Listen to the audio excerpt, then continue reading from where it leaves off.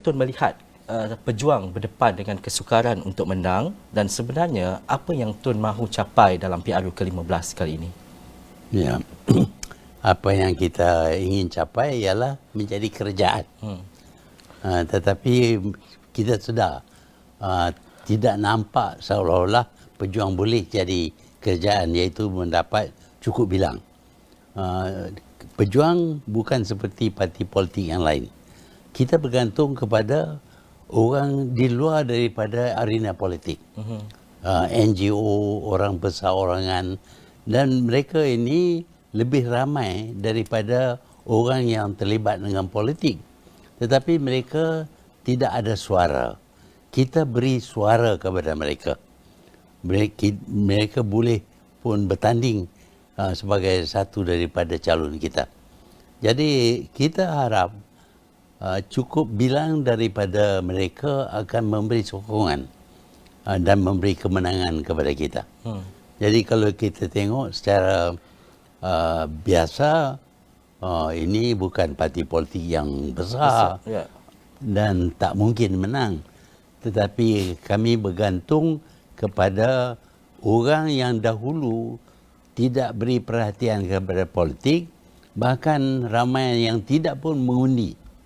Kita nak supaya mereka diberi suara, supaya mereka mengundi, bahkan mereka boleh jadi sebahagian daripada wakil rakyat, dan mungkin juga kalau kami menang, mereka boleh jadi sebahagian daripada kerajaan.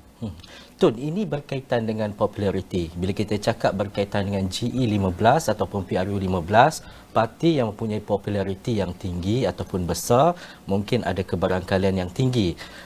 Pada pejuang sendiri bagaimana, Tun? Ya, kita tidak pun didaftar sebagai gerakan tanah air. Ini satu perbuatan yang tidak adil lah. Kerana mereka boleh daftar kita, tapi tak daftar. Bila tak didaftar, kita tak boleh pun tunjuk simbol kita. Tak boleh bercakap berkenaan dengan gerakan. Jadi sehingga kita daftar, barulah boleh kita bercakap berkenaan dengan parti kita. Kita sampai pilihan raya kita tak didaftar. Bahkan kita terpaksa guna parti politik yang ada bersama dengan kita, iaitu Pejuang Tanah Air, sebagai ganti kepada gerakan tanah air. Jadi kita memang pun tak dikenali. Kalau kita diberi masa, didaftar, dikenali, mungkin dalam jangka masa 1 tahun, maka ramai akan kenali kita dan mereka mungkin faham apa dianya perjuangan gerakan tanah air.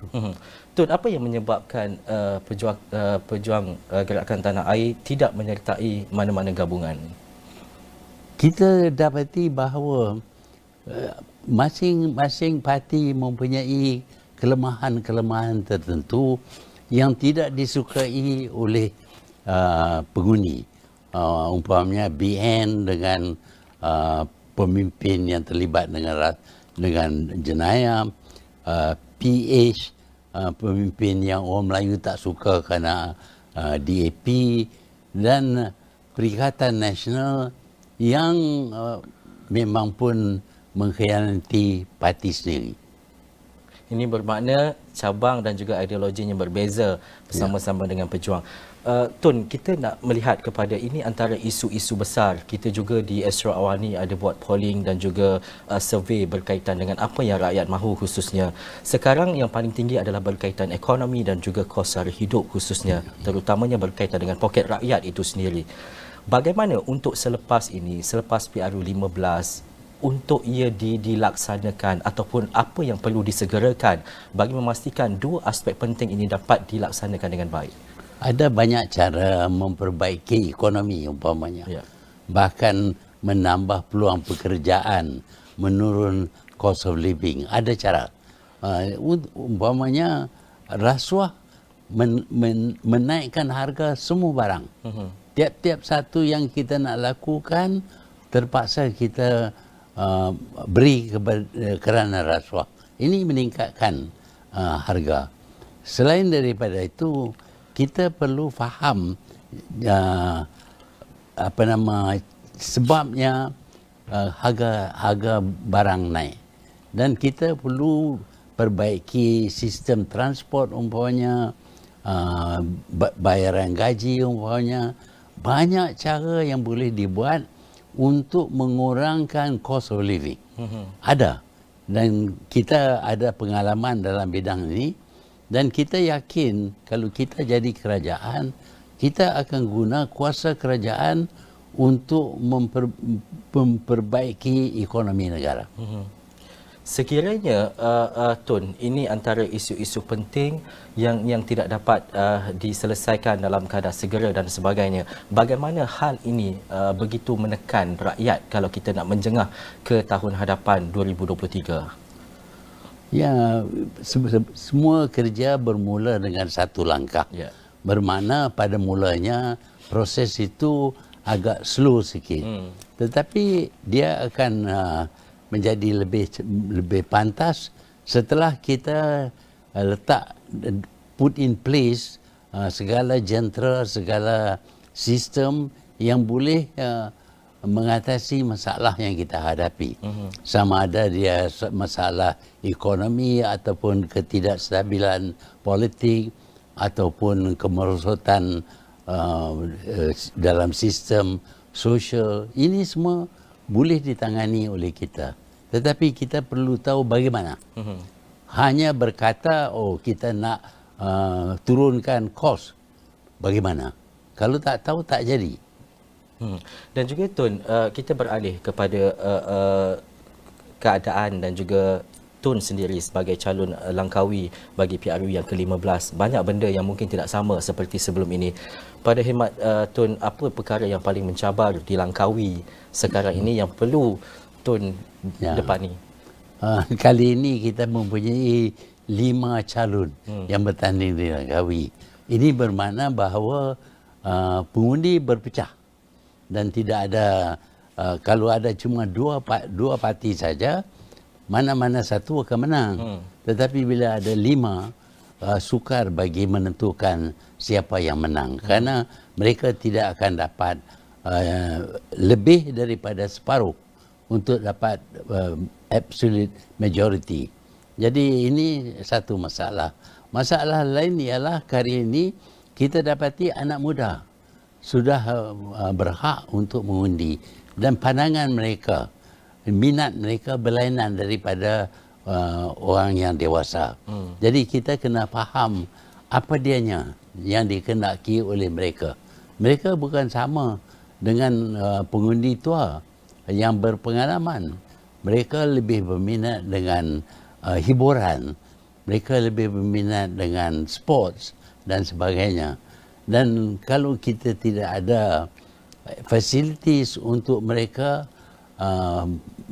bergiat dalam bidang sports, maka itu bagi mereka satu kekurangan, dan mereka akan salahkan orang yang memimpin kerana mereka tak dapat kemudahan yang mereka nak.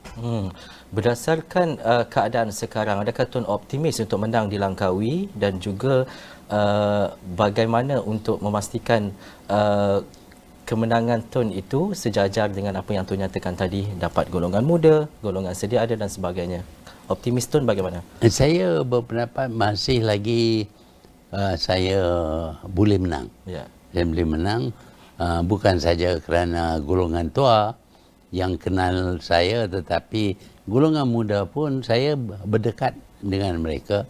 Umpamanya mereka berminat dalam bidang silat, tetapi mereka tidak ada kemudahan arena silat. Itu semua kita faham. Dan mereka suka sport umpamanya. Semua itu kita cuba bekal. Semasa saya jadi wakil rakyat di Langkawi, kita bantu banyak golongan muda. Dan juga Tun, ini mungkin hypothetical question, Tun. Pejuang menang satu kerusi, iaitu contohnya Langkawi. Yang lain mungkin berdepan dengan risiko kalah. Apa Tun nak kata berkaitan dengan senario ini? Saya akan berasa sedih. Ya. Kerana ternampak seolah-olah pengundi kita ini lebih utamakan kesetiaan mereka kepada parti lebih daripada kesetiaan mereka kepada negara. Kalau mereka sayang kepada negara, mereka tentu ingin melihat negara kita ini ditadbir dengan baik. Tetapi kalau mereka setia kepada parti, sehingga parti yang dipimpin oleh penjenayah pun mereka akan sokong, masa depan negara akan menjadi kucak-kacir. Tun, bercakap berkaitan dengan kesetiaan parti, PRU ke-14 mungkin kita dapat baca keadaan dan juga situasi sebaliknya, Tun. Keadaan 14 berbeza. Ya. Yang pertamanya golongan muda belum berhak. Yang kedua, Najib telah lakukan jenayah secara terbuka sehingga ramai orang yang ingin menolak Najib. Jadi itu jadi satu isu yang terbesar. Mereka tidak nak Najib jadi Perdana Menteri. Jadi untuk itu orang Melayu pun sanggup sokong sampai DAP. Mereka dulu tak sokong DAP, tapi mereka sokong DAP dan mereka memberi kejayaan dan ya juga bukan Melayu pun amat aktif dulu. Mereka balik daripada negara luar hanya untuk undi, lepas tu balik ke luar negeri. Jadi sikap pada masa itu berlainan daripada sekarang.